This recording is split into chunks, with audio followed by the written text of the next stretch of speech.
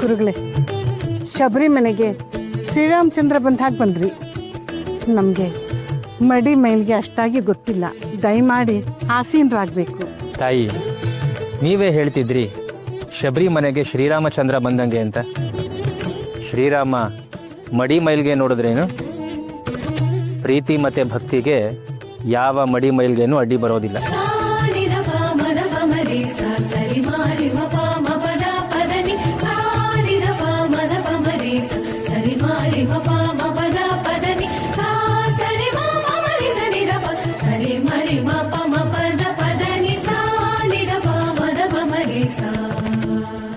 ಮನೆಗೆ ಬಂದ ಮಹಾಗುರುಗಳಿಗೆ ಪರಿಪೂರ್ಣವಾದ ಪಾದಪೂಜೆ ಮಾಡುವಂಥ ಅನುಕೂಲನೂ ನನಗಿಲ್ಲ. ದಯಮಾಡಿ ಕ್ಷಮಿಸಬೇಕು. ಆಚಾರ್ಯರೇ, ನಾವು ಮಗುವಾಗಿದ್ದಾಗ ನಮ್ಮ ಪಾದವನ್ನು ಅದೆಷ್ಟೋ ಬಾರಿ ತಲೆ ಮೇಲೆ ಹೊತ್ತು ಮೆರೆದಿದ್ದೀರಿ. ಅದಕ್ಕಿಂತ ಮಿಗಿಲಾದ ಪೂಜೆ ಇನ್ನೇನಿದೆ?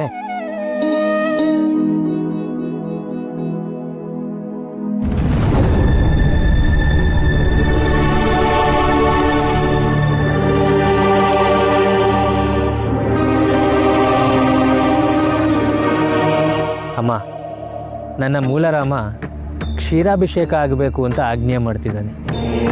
ಅದು ನಿಮ್ಮ ಮನೆಯ ಹಸುವಿನ ಹಾಲಿನಿಂದಾನೇ ಆಗಬೇಕಂತೆ. ಕರ್ಕೊಂಬನ್ನಿ.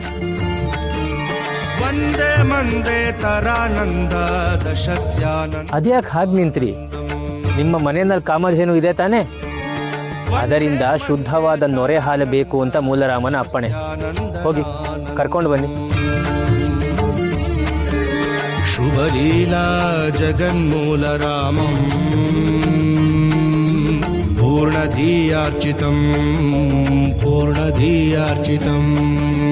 ಬ್ರಹ್ಮದೇವೋ ಪೂಜ್ಯತೆ ಮೂಲರಾಮ